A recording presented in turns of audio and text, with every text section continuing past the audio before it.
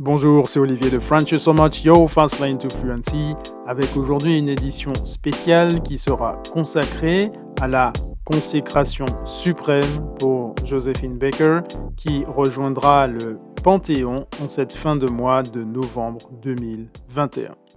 Le Panthéon, tu le sais sans doute, c'est ce célèbre monument parisien construit au XVIIIe siècle et qui a pour vocation d'honorer les personnages qui ont marqué de leur empreinte l'histoire de la France et parfois du monde. À ce jour, 80 personnalités sont panthéonisées, parmi lesquelles Voltaire, Jean-Jacques Rousseau, Émile Zola et Marie Curie. Le mot même panthéon veut dire littéralement tous les dieux.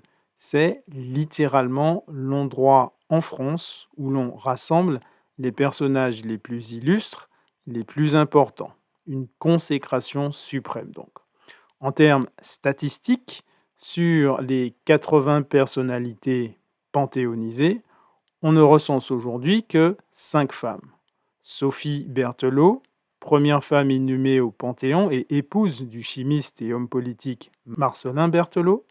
Marie Curie, qu'on ne présente plus, double prix Nobel en 1903 et 1911. Germaine Tillion, qui était résistante et ethnologue. Simone Veil, femme d'État. Et Geneviève de Gaulle-Antoniose, résistante et militante, ont le point commun d'avoir toutes les trois survécu à la déportation pendant la Seconde Guerre mondiale. Joséphine Baker sera donc la 6e Française à intégrer le Panthéon. Joséphine Baker est née à Saint-Louis, dans le Missouri, en 1906. Elle arrive en France en 1925, est rapidement propulsée comme étoile de la revue Nègre. Je t'explique dans quelques minutes, ne t'inquiète pas. Elle devient française en 1937 et a joué un rôle stratégique pendant la Seconde Guerre mondiale. Avant d'aller plus loin, un warning, il faut bien évidemment restituer l'ascension de Joséphine Baker dans le contexte des années 20 et des années 30. Je vais te présenter des images, puis te l'expliquer. On a ici 2 images publicitaires pour des spectacles de Joséphine Baker. À gauche, avec la revue Nègre, et à droite, avec les Folies Bergères. En 2021, ces photos m'interpellent à un double niveau. Alors, au niveau du copywriting et du marketing, sur la forme, c'est bien réalisé. Trichromie noir, rouge, blanc ou blanc cassé à droite. On se figure immédiatement le contenu et l'invitation, encore une fois d'un point de vue formel et intéressante. La photo de droite est un peu plus chargée avec une Joséphine à moitié dévêtue. Mais bien évidemment, c'est hyper choquant et dégradant. Il n'y a pas d'autre mot.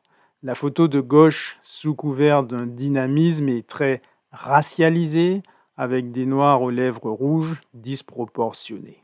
On navigue exactement dans une vision imaginée, voire fantasmée, du nègre, vision assurément fausse. Mais rassure-toi, nous sommes à l'époque de l'exposition coloniale, où la France s'enorgueillit de sa domination sur plusieurs continents, en particulier le continent africain, où tu vois ici un contexte où le noir est complètement dominé, assujetti, exposé. On va même dans ce qu'on va appeler les zoos humains, où souvent les Africains, mais aussi des Asiatiques, sont carrément parqués pour être visités comme s'il s'agissait d'animaux. Voilà le contexte dans lequel Joséphine Baker va opérer, mais sa vraie force est d'avoir su élever le débat au-delà des claquettes, des paillettes et du Charleston. Elle a donné à son public plus qu'il n'en voulait, tout en tissant un réseau d'influence et des connexions qui lui ont donné un rôle stratégique pendant la Seconde Guerre mondiale. En effet, elle pouvait continuer les représentations et même sous l'occupation, collecter et transférer des informations capitales. C'est une résistante de la première heure et elle a lutté contre toutes les formes de discrimination. Tu la vois ici sur la photo en bas à droite, à Washington, lors d'un discours de Martin Luther King en 1963. Côté maison, elle a adopté 12 enfants, elle n'a pas eu d'enfants propres, 12 enfants qu'elle a choyés dans le château d'Emiland. Je te laisse sur cette citation. Tous les hommes peuvent vivre ensemble s'ils le souhaitent. Voilà pour une présentation très succincte de Joséphine Baker. Je suis certain que tu en entendras parler cette semaine.